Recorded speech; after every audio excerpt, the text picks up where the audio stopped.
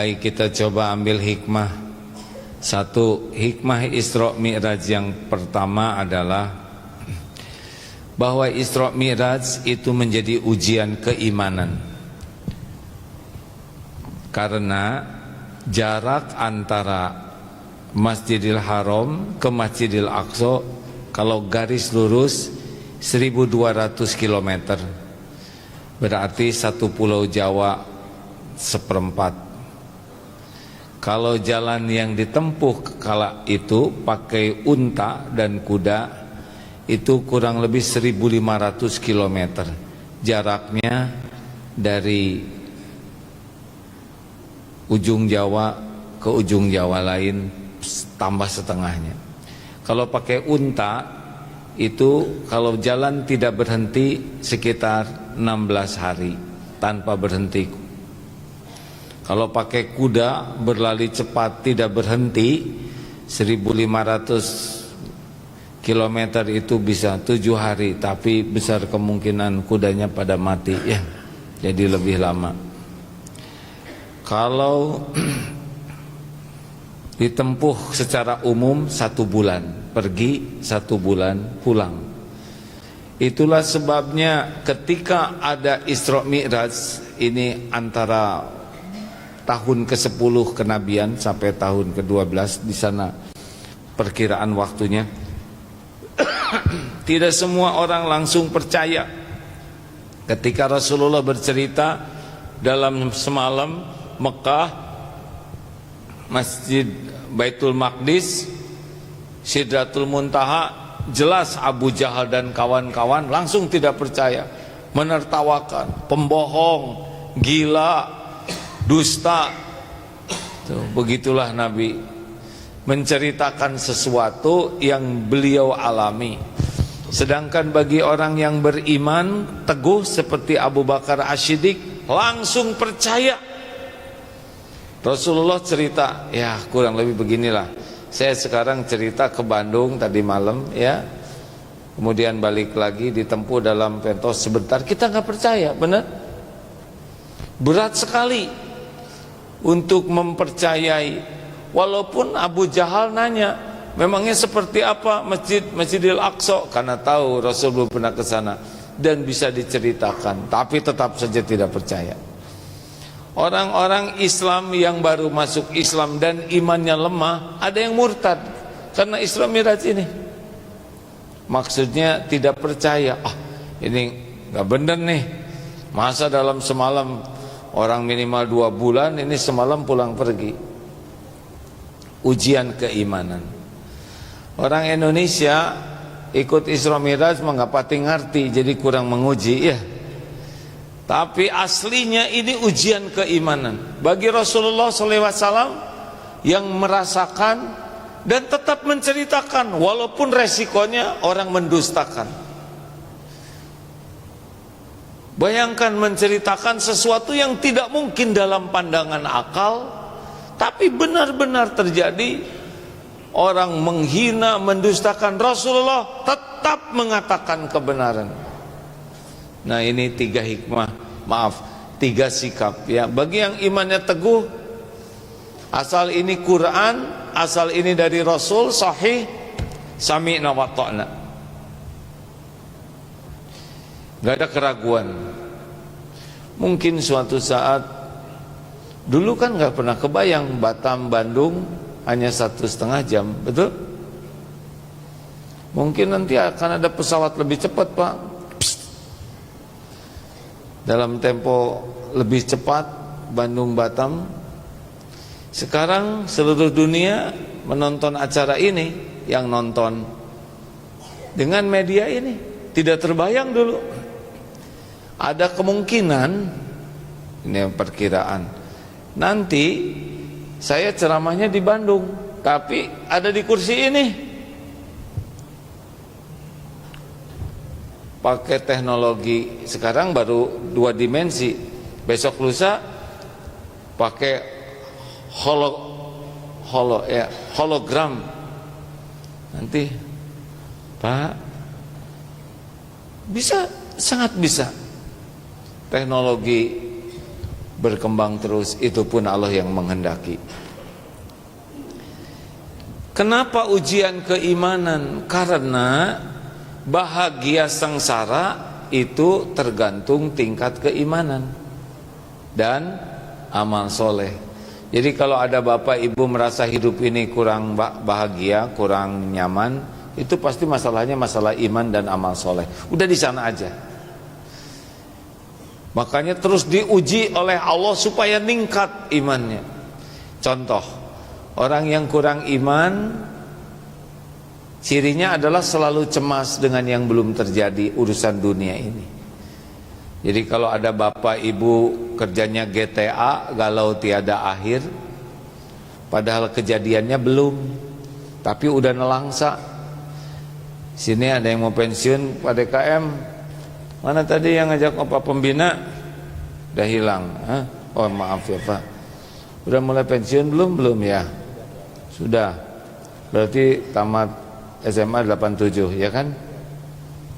Apa? Sebentar, saya Terawang 89 tamatnya ya kan? Bisa ke Terawang. Udah hampir pensiun, udah juga. Bagus lah ya. Mana yang mau pensiun, yang stres? Biasanya yang stres itu yang mau pensiun. Pensiunnya belum, penderitaannya duluan. Ibu-ibu juga banyak yang stres. Bagaimana nanti kalau suami saya meninggal? Bagaimana kalau suaminya meninggal ibu-ibu? Berarti suaminya dikubur. Siapa yang nyebut cari lagi? Aki-aki, jangan ngomong gitu, itu dunia lelaki ya. Bu, gimana kalau suami saya meninggal? Ya dikubur. Terus saya bagaimana? Berarti janda. Maksud saya gimana rezekinya? Nah ini kurang keyakinan. Kalau yakin ke Allah, sama, ada suami tidak ada suami, ada Allah. Jangan risau, pensiun tidak pensiun sama, yang memberi rezekinya adalah Allah. Mau dolar naik, mau bensin naik, mau apa naik, sama, yang menjamin kita adalah Allah. Nah orang kurang iman nggak nyampe ke Allahnya, jadi stres. Tapi bagi orang yang kuat iman, kulla yusibana illa ma kataballahu lana huwa maulana wa 'alallahi falyatawakkalul mu'minun. Katakanlah sekali-kali tidak menimpa kepada kami kecuali apa yang sudah ditetapkan Allah untuk kami. Huwa maulana, dialah Allah pelindung kami, dan kepadanya lah orang-orang beriman bertawakal. Makanya yang ditakuti oleh orang beriman cuma satu, takut tidak disukai Allah, itu saja. Dunia mau gimana aja sudah sok lah ya. Kita punya niat, kita ikhtiar, kita doa, pasrahkan ke Allah. Baik silahkan, gak baik gak usah. Dua, ciri orang yang imannya kurang, terbelenggu oleh masa lalu. Kalau sudah ingat tadi, kemarin, yang lalu, kebawa sedihnya, kebawa sakit hatinya, terus dendam. Padahal yang lalu sudah berlalu. Yang akan datang belum tentu terjadi, belum tentu hidup, betul tidak? Dan belum terjadi. Jadi kalau yang akan datang itu satu, belum terjadi.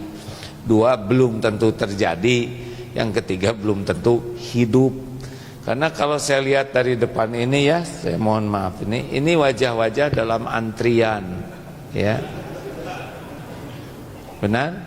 Sudah ada jamaah yang pulang kepada Allah belum di sini? Sudah, ini sudah dekat sebagian, aromanya sudah tercium ya.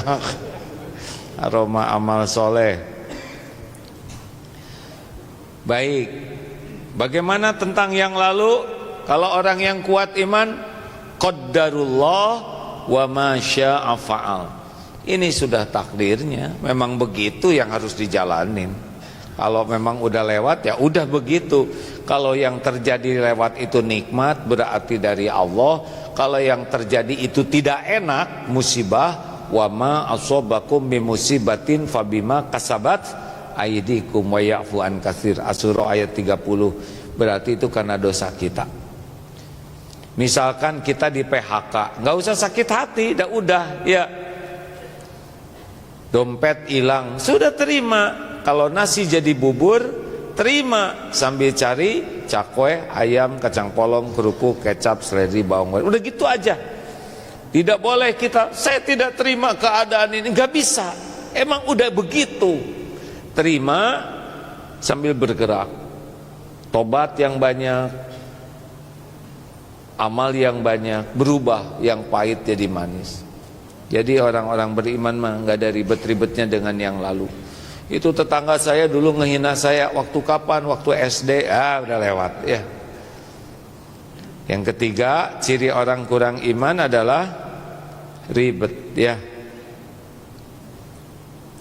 Hidupnya ribet. Kenapa? Karena orang yang beriman karena Allah. Kalau orang kurang iman karena nafsu. Itu yang bikin ribet itu. Kalau orang berbuat baik karena Allah, enteng hidup ini. Bapak berbuat baik sama istri, sama keluarga, hanya diniatkan mencari keridhaan Allah. Istri mau menghargai atau tidak, berterima kasih atau tidak, itu urusan istri dengan Allah. Bapak anteng aja karena semuanya udah jadi amal soleh. Betul? Ini paham tidak sih hadirin? Jadi bapak ibu menderita tuh karena beramalnya karena nafsu. Berbuat ingin dihargai orang, ingin dihormati orang, ingin orang balas budi, semuanya karena makhluk. Inilah yang membuat hidupnya tidak jadi amal soleh. Kalau orang yang kuat iman mah nggak pusing pak dengan perilaku orang ke kita.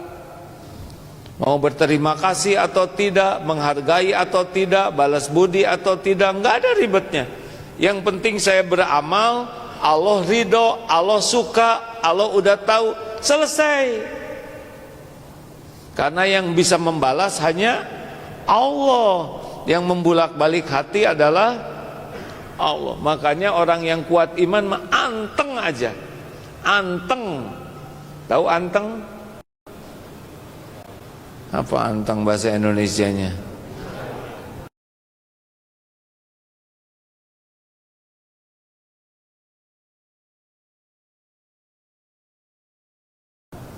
Cool, cool.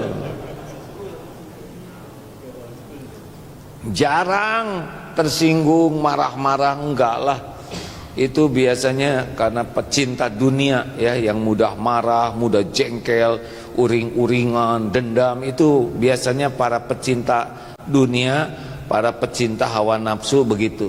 Bagi orang yang nyari ridho Allah tuh nggak ribet hidup ini pak. Kenapa jadi pada melongo gini? Beneran rajin ke masjid, rajin tahajud, baca Quran, tapi pemarah. Ini nggak nyambung. Tapi lebih baik daripada yang pemarah nggak sholat ya kan. Makanya kuatkan iman kita, banyak belajar agama, jangan jauh dari orang-orang soleh. Mujahadah, kendalikan nafsu, jangan silau kepada duniawi ini. Walaupun kita kerja keras, tapi jangan mengagung-agungkan duniawi, dan jangan lengket dunia ini. Latih supaya tidak jadi pemarah, latih supaya bisa dermawan. Karena orang-orang yang tidak punya mujahadah tidak berubah. Walaupun punya ilmu, kalau nggak diamalkan jadi seperti keledai bawa buku, bukunya manfaat, tapi keledai cuma jadi beban buat dia. Dua, kenapa jadi melotot gini sama saya? Ya masa merem kata. Yang kedua, jadi Bu kalau kurang bahagia apa artinya? Jawab Pak. Jawab, kalau kurang bahagia apa artinya? Kurang iman dan kurang amal soleh. Kalau akhlaknya, akhlak berbanding lurus dengan iman Pak. Makin kuat iman, akhlak langsung membaik. Jadi kalau Indonesia ini ingin jadi bagus, harus dikuatkan imannya. Kalau enggak, jadi apa aja ngaco. Mau jadi aparat, mau jadi pengusaha, mau jadi kiai, Pak.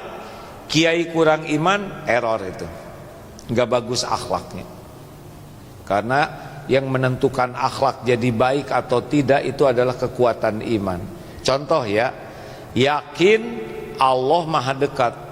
Wa huwa ma'akum aynama kuntum wallahu bima ta'maluna basir. Yakin nih, dan dia Allah bersamamu, dan Allah maha melihat apapun yang kau kerjakan. Mungkin tidak maksiat. Jawab, mungkin tidak maksiat. Orang maksiat karena tidak merasa dilihat Allah. Ini lihat soleh-soleh begini di depan saya karena merasa dilihat saya, ya kan? Ini kan lagi setel soleh semuanya.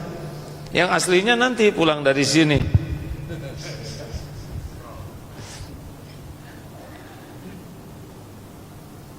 Ini maaf ya, ada manusia banyak dosa aja diam di sini udah kayak gini, betul tidak? Bagaimana orang yang merasa yakin ditatap oleh Allah, penguasa langit dan bumi? Pasti beda. Contoh rezeki. Kalau sudah yakin Allah yang ngebagikan rezeki, udah nggak ada ribet-ribetnya nih. Dagang-dagang, bisnis-bisnis, kerja-kerja sebagai amal. Rezeki Allah yang ngatur, dikasih berapa aja syukur. Nggak ada rewelnya, nggak ada dengki-dengkinya dengan rezeki orang. Anteng. Kalau yakin Allah yang ngebulak-balik hati, bapak nggak akan marah-marah sama istri. Nggak akan nuntut ini itu karena Allah yang bisa mengubah. Apa yang bisa kita lakukan? Mengubah istri, mengubah anak? Nggak bisa. Mengubah diri aja nggak bisa, betul tidak? Allah. Nah begitulah kurang lebih Pak. Kalau orang sudah yakin ke Allah, mau dihina juga sok aja. Karena yakin Allah yang angkat derajat. Tu'izzu man tasya wa tudhillu man tasya. Orang banyak tersinggung, sakit hati, dendam karena dia lebih sibuk dengan penilaian orang daripada penilaian Allah. Makanya penderitaan itu berbanding lurus dengan tingkat keimanan dan amal soleh. Orang yang lumpuh total, orang yang dipenjara, orang yang diancam, kalau yakin Allah maha dekat, maha melihat, semua terjadi dengan izin Allah, semua pasti ada kebaikan, semua ada hikmahnya, udah nggak berat lagi. Sini mah enak, bandingkan dengan Palestina. Dua, apa yang kedua hikmah dari Isra Mi'raj? Hikmahnya adalah setiap ujian itu akan dibalas dengan kebaikan oleh Allah. Fa inna ma'al usri yusran. Inna ma'al usri yusra. Disebutnya amul huzn karena Siti Hadijah, Bunda Hadijah radhiyallahu anha wafat. Oh, sedih luar biasa Rasulullah tuh. Sedih itu normal ya. Yang tidak baik itu tidak menerima takdir. Ketika Ibrahim putra Rasulullah meninggal, Rasulullah mengeluarkan air mata kasih sayang. Tapi tidak ada ucapan dan hati yang tidak menerima takdir. Beliau didampingi oleh Khadijah radhiyallahu anha dan wafat. Pejuang yang menyerahkan harta, tenaga, pikirannya mendampingi Rasulullah dari awal kenabian wafat. Sedih sekali. Sudah itu Abu Talib meninggal yang jadi syariat pelindungnya. Sudah itu tambah kesedihan yang ketiga, yaitu ke Taif. Ketika dakwah ke Taif, diusir, dilempari batu sampai berdarah. Padahal hanya ngajak kebaikan. Allah menghiburnya dengan hiburan yang tidak ada bandingannya. Mukjizat, bisa ke Sidratul Muntaha, menghadap Allah Subhanahu wa taala yang kalau akal kita tidak bisa mengejar, tapi dengan iman kita bisa mengejar. Ini kan kalau dilihat dari depan, selain wajah-wajah dalam antrian ya, ini juga wajah-wajah penuh ujian, betul tidak? Betul atau betul? Ini bukan penuh ujian, ini wajah. Sebentar saya terawang ya.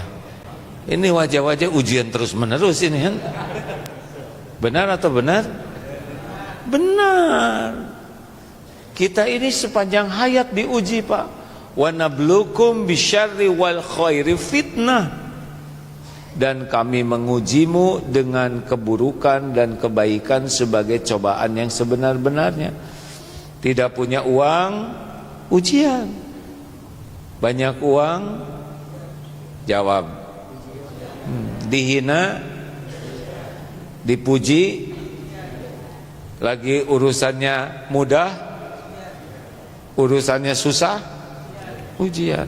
Sehat, sakit, makanya ini tuh, mana yang banyak berbuat maksiat, yang sakit, yang sehat?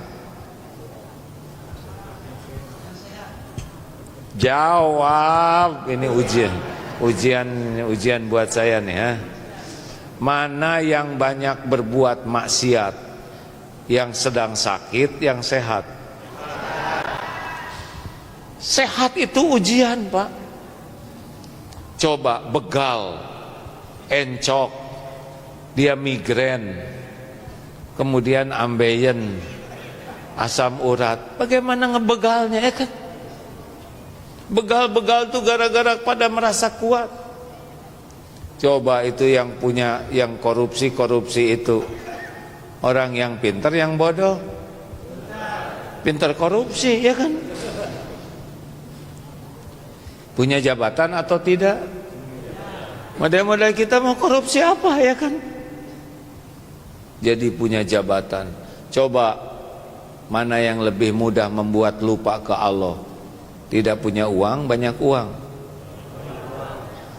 Ibu lebih sibuk belanja online ketika tidak punya uang atau ketika punya uang? Tidak punya uang juga tetap belanja ya kan? Makanya suami, saya pernah dengar ustadz ada yang cerita, istri pingin apa, kata beliau tuh, itu istrinya sibuk aja pengen barang-barang branded, akibatnya suaminya jadi bandit gitu. Gak ngerti yang apa-apa ya. Pendek kata, kalau sedang diuji sabar ya. Hujan pasti berhenti, badai pasti berlalu, pesta pasti usai, gelap malam pasti ganti jadi siang. Begitu hidup ini. Tenang aja, jalanin. Gak ada terus-terusan kita diuji dalam kepahitan, gak ada waktunya nanti. Fa inna ma'al usri yusran, inna ma'al usri yusran. Dengar ya, satu kesulitan itu diapit oleh dua kemudahan. Ini Rasulullah pahit sekali ya, tapi oleh Allah diberi hadiah yang luar biasa. Makanya wabasyiris sabirin, berikan kabar gembira bagi orang yang sabar. Sabar ya Pak ya. Sabar itu tahu apa? Sabar itu menahan diri. Sabar itu mengendalikan diri. Sabar itu benar-benar mengontrol pikiran, lisan, perbuatan, hati, sehingga episode apapun sikap kita, sikap yang disukai Allah, itu sabar. Coba, monyet, ada yang nyebut monyet, gimana? Jawaban kita apa? Kenapa? Bapak jawabannya sama. Jawab, monyet lo, jawabannya apa? Bapak mau nyebut sama, udah tadi udah. Ada lagi jawaban yang lain. Kok sama sih Pak? Bukan, Bapak monyet. Monyet lo, diuji dengan orang menghina nyebut monyet. Apa kira-kira yang Allah sukai dari sikap kita? Menyebut dengan keburukan atau menyebut kebaikan? Wa idza khatabahumul jahiluna qalu salaman. Al-Furqan ayat 63. Jika orang-orang jahil, orang-orang yang gak bisa mengendalikan diri, berkata yang tidak bagus, kita jawaban yang mengandung keselamatan. monyet lu. Kalau nggak bisa jawab dengan kata-kata, diam aja, senyum. Kalau mau jawab, bukan, begitulah yang. Tapi biasanya nanti dia tambah ngamuk, ya kan. Jadi kalau istri lagi marah, bapak nggak boleh dengan mengatakan yang sama. Dengar, diam, senyum. Kenapa? Karena pada waktu jahil seperti itu, tidak bisa mengendalikan diri, tidak ada gunanya kita banyak menjawab juga, karena memang sedang tidak memerlukan kebenaran, lagi sibuk ingin benar. Makanya kalau orang marah, sudah dengar aja. Tapi saya sakit hati, berarti nggak lulus. Halo? Sabar itu ada 4. 1, sabar ketika menjauhi maksiat. 2, sabar ketika melakukan taat, kayak sholat itu harus sabar. 3, sabar ketika menghadapi musibah. Dan yang keempat, sabar menyikapi perkataan orang ketika kita ngajak kebaikan, itu harus sabar. Terakhir, hikmah yang terbesar dari Isra Mi'raj adalah perintah sholat. Saum, zakat, haji itu lewat malaikat Jibril dalam bentuk perintah Allah dalam Quran. Tapi sholat ke Sidratul Muntaha, Allah mendapat perintah sholat langsung. Inilah yang menunjukkan sholat itu sangat penting. Beda dengan amalan lainnya. Sholat itu amalan sebutnya imaduddin, tiangnya agama. Sholat itu pembeda antara Islam dengan yang bukan Islam. Jadi kalau ada orang Islam tidak mau sholat dan mengingkari sholat, maka sebetulnya dia sudah tidak Islam. Kalau mengingkari, ya. Ada yang Islam cuma malas sholat, bukan cuma malas sholat, dia dosa besar. Tapi kalau sudah mengingkari sholat, dia sudah bukan Islam. Karena pembeda Islam dan non-Islam adalah diantaranya sholat. Dan sholat itu tidak ada uzurnya. Walaupun tidak bisa berdiri, bisa duduk. Tidak bisa duduk berbaring. Tidak bisa bergerak sambil berbaring, isyarat. Tidak ada kita meninggalkan sholat dalam perang sekalipun. Saking pentingnya sholat. Dan sholat itu mi'rajnya, bagaimana supaya cepat dekat dengan Allah, ya sholat ini. Sujud itu saat kita paling dekat dengan Allah. Makanya orang yang tidak mau sujud tidak bisa dekat.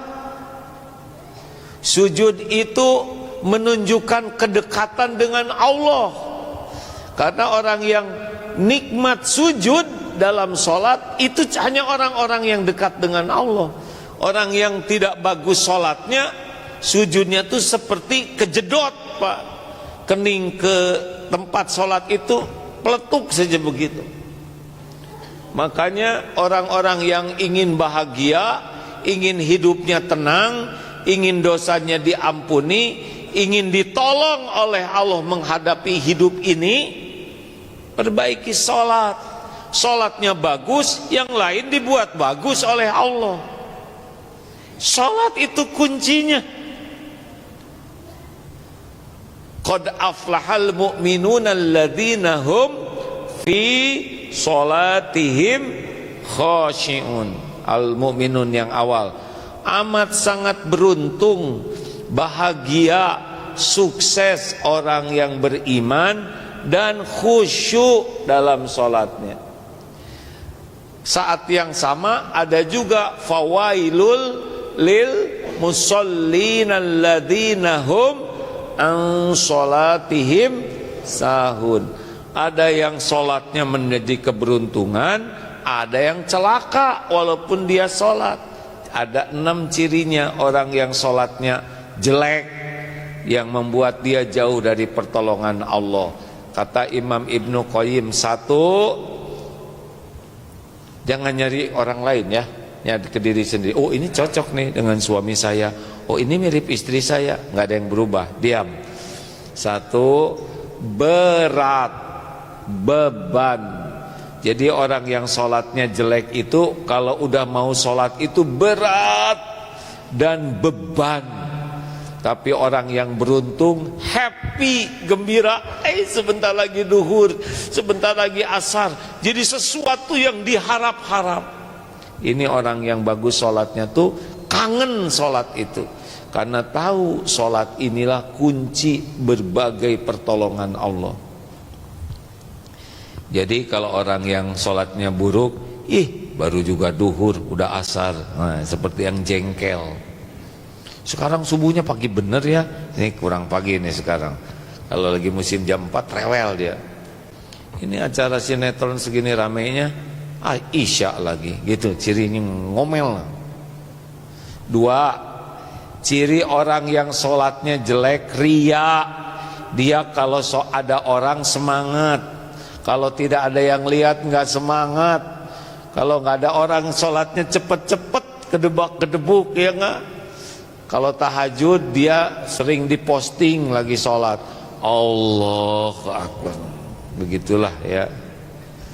Ada cerita kunjungan dari atasannya ke kantornya. Nah si manajer saking ingin sholatnya deket manajer, deket bos, tapi dia nggak sempat wudhu, tetap sholat, padahal tidak wudhu itu. Hati-hati. Tiga, ciri orang yang sholatnya buruk adalah suka menunda. Ada aja alasan, ini pakaian belum kering, ini gorengan belum matang, ini semua, ini grup WA ibu-ibu belum dibalas. Ada aja alasan, ini rapat belum selesai.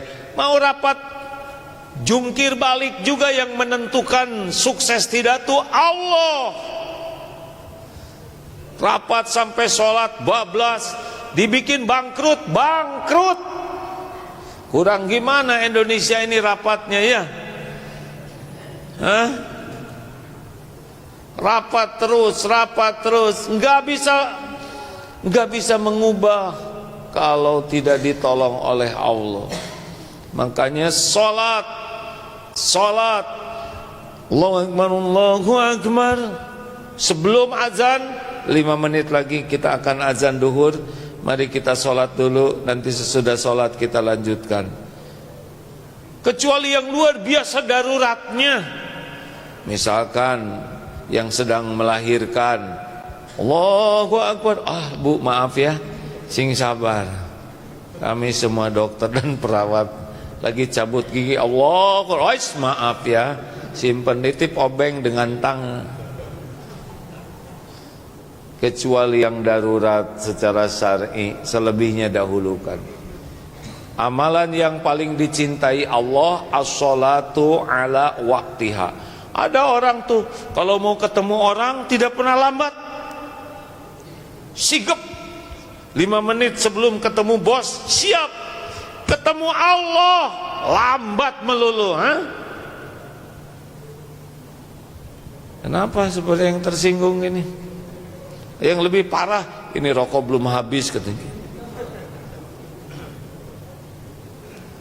4, ciri orang yang sholatnya jelek dan bisa bikin celaka adalah cepet sholatnya tuh, tidak tumaninah, gesit, tangkas, karena udah terlatih katanya. Dari gerakannya, amin. Udah belum ya Fatihahnya? Kayaknya mah udah deh. Malah begitu. Terus dia nengok yang sebelahnya. Sudah awalnya kan bareng, sekarang dia udah ruku, berarti udah kan? Allah. Ruku juga sebenarnya sami Allah Rabbana Allah Akbar sebenarnya Allah Akbar bikin wani wajuni wa fani wajuni madini wa fina wallahu akbar. Ada yang kayak gitu tuh Pak. At-tahiyatun barakatuh salawatu thayyibatun lillah. Assalamualaikum Astagfirullahaladzim. Assalamualaikum. Kita Allah lihat tidak kita lagi sholat? Allah lihat tidak kita lagi sholat? Gimana Pak kalau ada calon menantu ngomongnya seenaknya? Pak cuman zamannya menaksir anak bapak lah kayak gitulah. Diterima enggak? Kira-kira diterima tidak? Coba sekarang ngelamar kerja, pas saya ngelamar kerja lah, saya mau kerja di sini karena saya kurang duit namanya. Kira-kira diterima tidak? Coba ibu ngobrol sama suami, pas saya minta buat duit buat kosmetik buat makanan namanya dikasih tidak? Kasih obat penenang. Coba Rabbighfirli, ampuni saya ya Allah, warhamni, sayangi saya, wajburni, cukupi ya Allah, warfa'ni, angkat derajat saya ya Allah, warzuqni, limpahi dengan rezeki yang halal barokah, wahdini, tuntun saya ya Allah, berikan saya petunjukmu, wa'afini, selamatkan saya ya Allah dari segala bala, wa'fu anni, maafkan saya ya Allah, ampuni semua jejak aib dan dosa saya. Masa itu juga belum tamat udah sujud. Ini ciri orang yang bagus sholatnya, itu adalah tumanina. Bismillahirrahmanirrahim. Alhamdulillahi rabbil alamin. Ar-Rahmanir-Rahim. Maliki yaumiddin. Iyyaka na'budu wa iyyaka nasta'in. Ihdinas siratal mustaqim. Siratal ladzina an'amta 'alaihim ghairil maghdubi 'alaihim waladdallin. Coba tahajud begitu. Amin. Fabi ayyi ala'i rabbikuma tukadziban. Enak tuh Pak, nikmat Tuhan memanakah yang kau dustakan. Ya kalau nggak hafal yang pendek-pendek juga kita Bismillahirrahmanirrahim. Yasin. Allahu Akbar, ya lumayan. Tadi kira-kira asa ikut enak enggak? Saya nanya, kalau sholat kayak gitu ikut enak enggak? Enak loh Pak. Kalau nikmat yang sangat disukai Rasulullah itu sholat. Apalagi ciri orang yang sholatnya jelek, zikirnya sedikit. Jadi selama sholat itu justru nyari barang, merencanakan, aneh. Lagi nggak sholat nggak kepikir, lagi sholat ketemu itu kunci. Allahu Akbar, aduh itu bagus benar tasnya tapi mahal. Allahu Akbar. Tapi katanya bisa dicicil. Sami Allahu liman hamidah. 24 kali kan lumayan. Allahu Akbar. Masalahnya uang muka dari mana? Sami Allah, Allah. Enggak, itu aja dijual. Allahu Akbar. Jadi selesai, assalamualaikum, beres tuh perencanaan dia. Senyum. Terakhir, ciri orang yang buruk sholatnya adalah malas berjamaah. Padahal berjamaah itu 27 kali lipat. Lebih top lagi kalau kita berjamaah di masjid. Satu langkah menggugurkan dosa, langkah lain mengangkat derajat. Laki-laki Islam dengan masjid seperti ikan dalam air.